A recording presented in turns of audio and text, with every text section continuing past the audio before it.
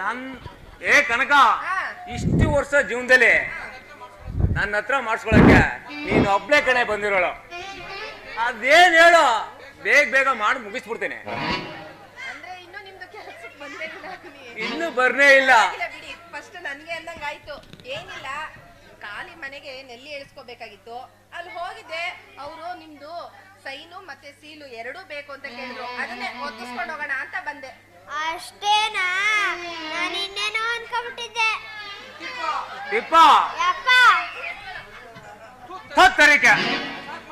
ಸಾಕ್ ಮಾಡ ಮಗನ. ಕನಕ, ಈಗ ನನಗೆ ಸೈನಿಗೇನು ಬರೋದಿಲ್ಲ. ನಂದೇನಿದ್ರು ಹೆಬ್ಬೆಟ್ಟು ಕಣಮೆ, ಹೆಬ್ಬೆಟ್ಟು. ಒಂದು ಸಾರಿ ಇದನ್ನ ಒತ್ತಿಸ್ಕೊಂಡ್ಬಿಟ್ರೆ ನೀನ್ ಕೆಲಸ ಸಲೀಸ್ ಆದಂಗೆ. ತಿಪ್ಪ, ಹೋಗಿ ಸೈಲಿ ಬೀಡ್ ಎತ್ಕೊ, ಸೈನು